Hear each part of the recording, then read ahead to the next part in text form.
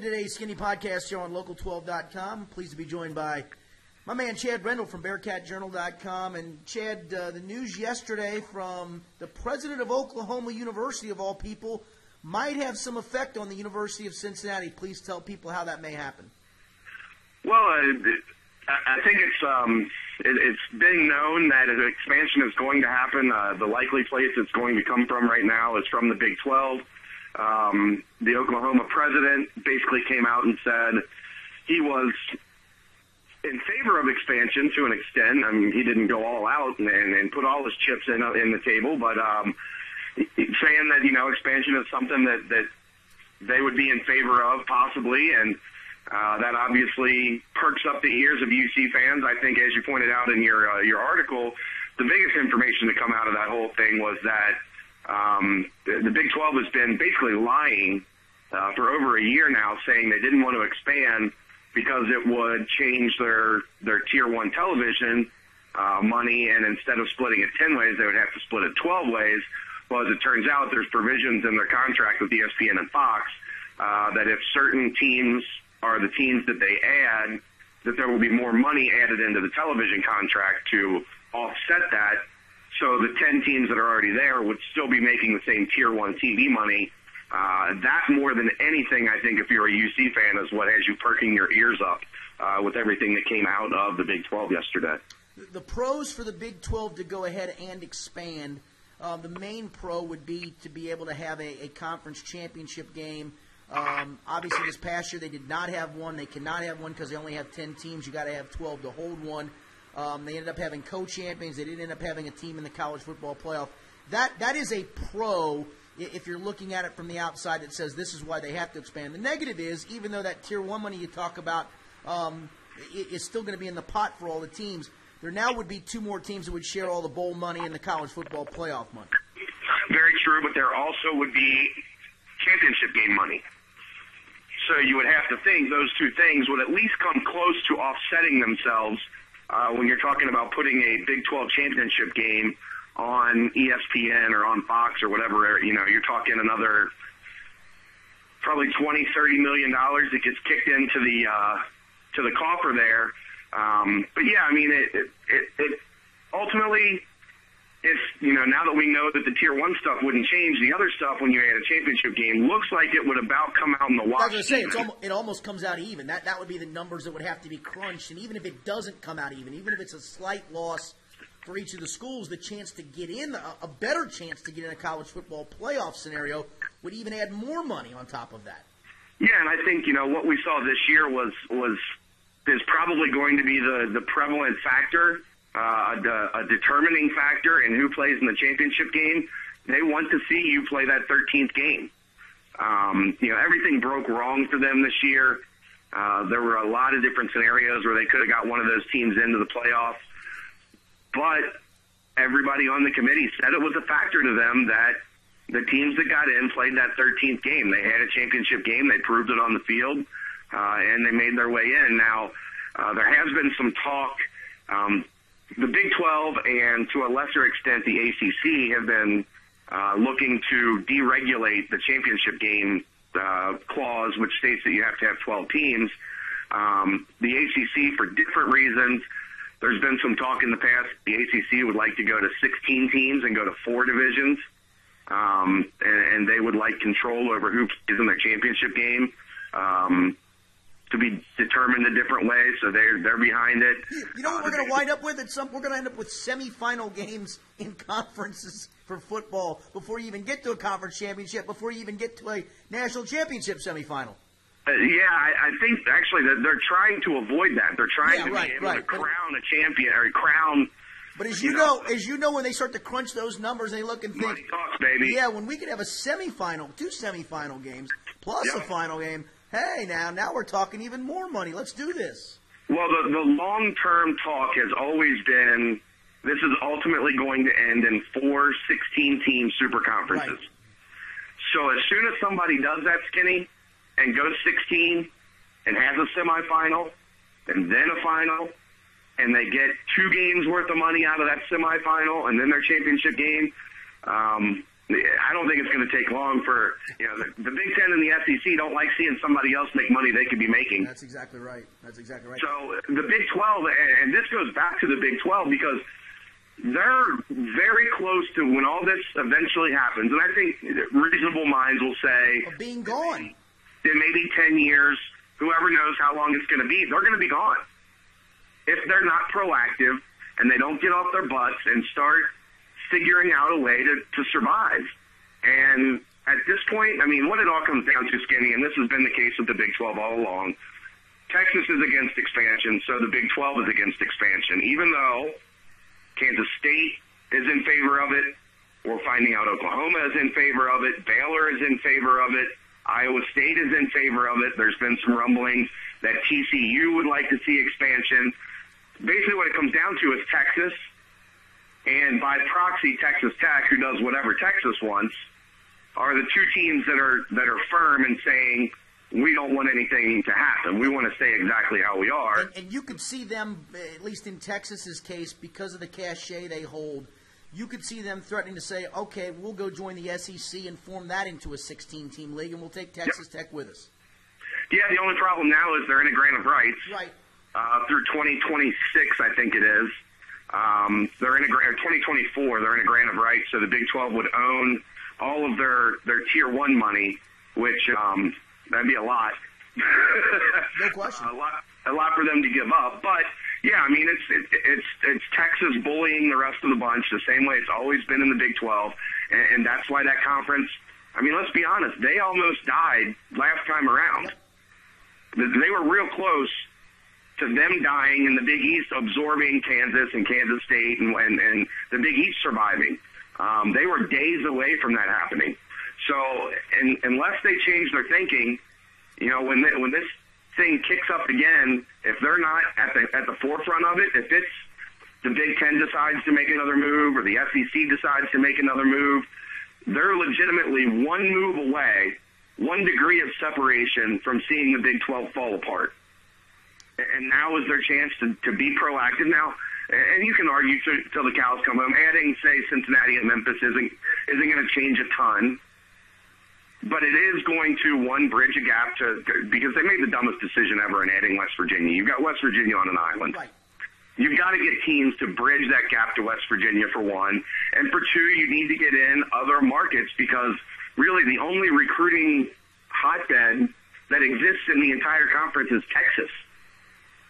You're not seeing a ton of kids out of Oklahoma or Kansas. Correct. Or, Texas is supplying the whole league with talent. And what happened was when Texas A&M went to the SEC, guess what all the SEC schools said? Now we get to get into Texas and get some of that talent. Correct. And obviously if you add a Cincinnati, you get a chance to battle in some cases with not only UC but Ohio State, but you get into the Ohio market for Ohio kids. And, if it is Memphis, you get into the Tennessee market. The Memphis market was handled with talent. Which is very rich in talent, yes. And there's also been talk of either South Florida or Central Florida, however you want to decide between those two, that they could take one of those. And obviously, if you get into Florida, you're in good shape there as well. The one thing that seems to be really constant is that Cincinnati would be 11. And it would just be a matter of who would be 12. And I think, you spend $90 million on Nippert. You saw the renderings come out. There's a chance, they're working towards an $80 million renovation of Fifth Third Arena. When you look at why Louisville was a much better option than UC for the ACC, it's because they were proactive and they had everything done. They were facility ready, no question. They were ready to go. They were ACC ready the day that they joined the ACC. Cincinnati is now going to be in position that if they do get an invite, they're going to be ready to go by the time they get there. So they've increased their stock quite a bit. Everybody already thought they were probably the number one remaining candidate for when anything happened again, and they've done even more on top of that to make themselves more attractive. Let's talk a little NBA draft. The last couple minutes we've got here. It seems to be a fairly good consensus that Karl Anthony Towns and Jahlil Okafor go 1, 2, and probably D'Angelo Russell 3. We saw a little bit of a change in style in NBA where it was really a guard-driven league and a shooters-driven league. Is it wise, Chad, when you look, and even though Karl Anthony Towns looks like he's got some real raw talent and some real talent, and Okafor we've seen can certainly score at the college level, Are teams making a mistake going with big guys? I don't think on Towns they are, because you still need big guys. The problem is finding big guys that can play in space and defend the pick and roll, can defend out on the perimeter. If a guy stretches it, you got a guy that can hit the three. Well, Karl Towns can do all of those things. So you're taking a big guy that you don't have to take off the floor. You go back and look at the finals. Golden State takes Bogut off the floor. Right. Cleveland has to counter by taking Mozgov off the floor, and it completely changed the series. It changed everything in that series. Well, until the last game, and they tried to use Mozgov on the other end, and it worked to a degree, but it obviously didn't work enough to win the game. With Towns, you don't have to remove him. You can play him at the 4, at the 5. He can defend both positions. He's got the lateral quickness, the ability to move. I think, and I've thought this of him since not many people know, he played AAU with Quadri Moore, who's at UC now. So I got to see him quite a bit. He's just a different type of guy. He's not your typical. When you look at his size, I mean, he's a huge dude, but he doesn't move like that. He's not plodding. He's not slow, and there's a lot of things in his game that you didn't see at Kentucky that Coach Cal didn't utilize. And he can stretch the floor. He can shoot out to 22, 23 feet. He's a really good passer. He's got good feel. He's got good hands and feet. Like I said, he fits all the things that you need defensively. I think he's a lock, no-brainer number one. Okafor is where the question comes in. He can't defend the pick and roll. He's not a guy that can move real well. And more than anything, with the hack insert player here that's prominent in the league now, he's a 50% free throw shooter that struggles on defense. You're not going to be able to play him in the fourth quarter of games. Right. He's pretty good where he goes. And there's some talk now that everybody's kind of leaning towards D'Angelo Russell going to the Lakers, which I think would be the right pick. Okafor, he is a very, very rare guy in terms of his ability to score with his back to the basket. But he just can't do those other things that, I mean, Skinny, how would you feel if you were a GM and you were taking a guy you knew you couldn't play in the fourth quarter of close games? That's why I would have a hard time with it, and that's where the D'Angelo Russell question comes in, and obviously the Lakers have been trying to make the trade for DeMarcus Cousins on top of it. If you pull that off somehow, it changes what you're probably going to do draft-wise. They're also in on LaMarcus Aldridge and could possibly sign Kevin Love as free agents. Right. A couple other guys just quickly to talk about. One's another Kentucky guy with Willie Cauley-Stein who doesn't seem to have any discernible offensive game. Is he a guy that just has to be in the right fit to fit whatever he does well, which is really defend? Yeah, I mean, he's quintessential rim protector, but a caveat on that is he can guard 4 or 5 different positions. You don't see a lot of pick and roll defense in the NBA. You either go over or under the ball screen, or you hedge. You don't see switching of ball screens really in the NBA. With Willie Cauley-Stein, you could actually switch, depending on who's guarding the guard. You could leave Willie Cauley-Stein on a small forward or a shooting guard, and he's got the ability to guard those guys. Does he do enough on the other end? Probably not, and he's probably a situational guy. Now, I think he's a guy that's gonna have a home in the NBA for quite a while, as long as the ankle stuff checks out. And there's some concerns that are going around about they didn't do the surgery where they put the pins in his ankle. Some of the teams feel that wasn't done properly, so there's some concern there going around. But as long as that checks out, I mean, he's a guy that you can have on a high-quality team, have him on your bench as a 7th, 8th guy that's going to give you quality minutes and go in and provide a role, be able to be a stopper at the rim, be able to guard out on the perimeter, and, he can get you some lob dunks. I don't know that he's ever going to really be a back-of-the-basket scorer, but we've seen at times he's flashed a decent mid-range game when he took the shot. So if he develops there a little bit, he might be able to get you a little bit of offense. He's the quintessential rotation guy, I think, in the NBA, which if you're drafting 12th, 13th, 14th, you're not getting an impact guy. So what would be wrong with going with a rotation guy? Now, obviously, he would be best suited falling into the middle part of the first round, out of the lottery, with better teams, going on a good team, right. And finding a place where he can fit that role right away. Lastly, the narrative on Frank Kaminsky has been, if he was European, what would we think of him? I think the same thing they think of him now. And what really we think of Frank Kaminsky? I think he's a very skilled offensive player. I'd have to see it against more physical guys when he takes the ball to the rim, but I think he's a very skilled offensive player. I think he can be a very good pick and pop five. And the way that the game is going, I don't think you would be in too much trouble playing him at the five defensively, because there aren't a lot of DeMarcus Cousins in the league, so there aren't a lot of guys that are just going to punish him physically.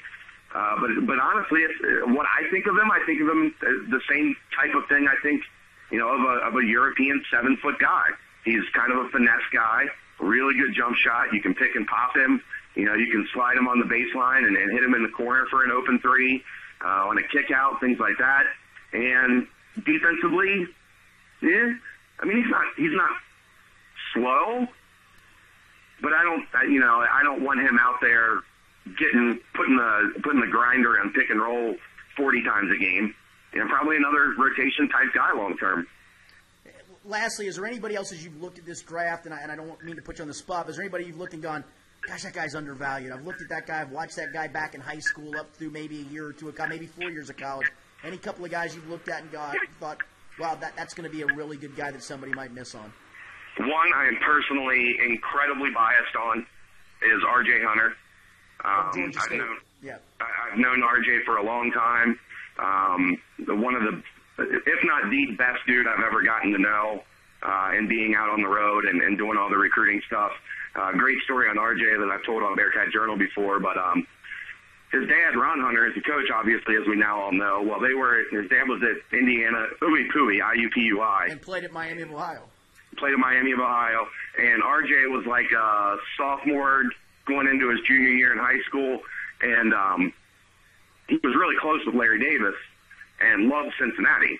Well, his dad would come in and, RJ, you need to clean your room. And RJ would be like, all right, Dad, I'll clean my room. And as soon as I get done, I'm going to call Coach Davis and set up a commitment announcement for my time at Cincinnati. And, of course, Ron would be like, maybe next time. It does help if Dad's the coach, though. That's a hard one to turn down, you know it? Oh, it's classic. But RJ's a great guy and a great size, 6'6", 6'7", really, really good shooter.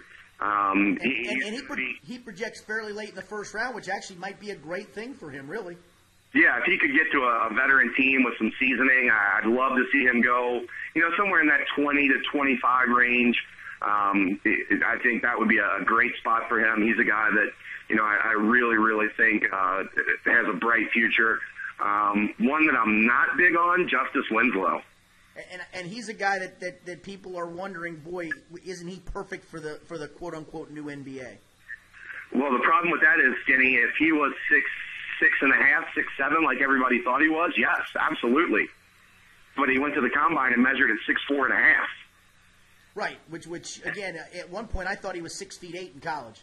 Right, everybody thought he was right in the 6'7" range or so, where he would be the perfect hybrid player in the NBA. Well, at 6'4.5", I mean, he's not a two guard, and at that size, can you play him at the three? Unless you've got two other really good guards with him. Yeah, I mean that's a good big.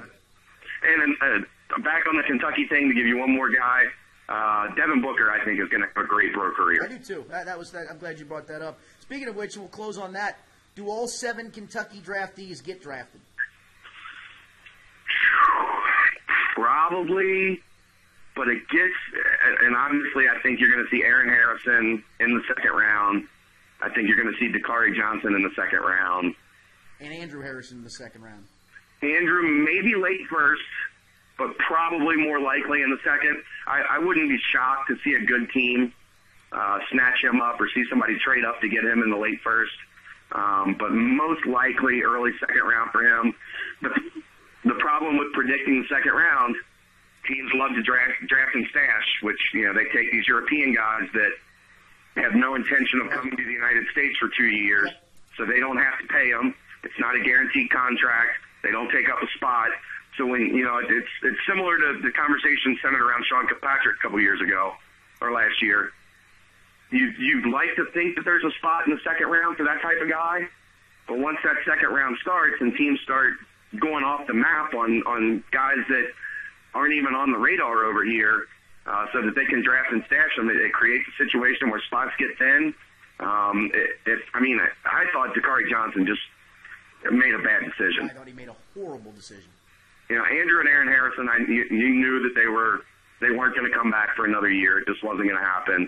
Dakari Johnson really could have benefited from a year of being the guy in the low post and really, really, really fitting in and finding his role and increasing his stock. But I wouldn't be shocked if Dakari went undrafted. It wouldn't surprise me. But you get to the new age, old age NBA argument now. He's got great size. So is somebody going to take him, or are we going to see that trend continue where teams say, I need a guy that's 6'9" and can move, not a guy that's 7 foot and stationary? Lastly, what can folks find right now on BearcatJournal.com and what you got coming up? The big recruiting season is about to open after 4th of July. There'll be 3 5-day evaluation periods in a row. Wednesday through Sunday, the 3 weeks after the 4th of July, I'll be out on the road for all of those. So you can find great coverage there. We've been all over the recent string of football commitments. We'll have you ready leading up to football camp in August. All your UC pertinent information, anything you need, football, basketball, and baseball, you can find at BearcatJournal.com. Good stuff. I appreciate it. It's Chad Brendel on today's Skinny Podcast.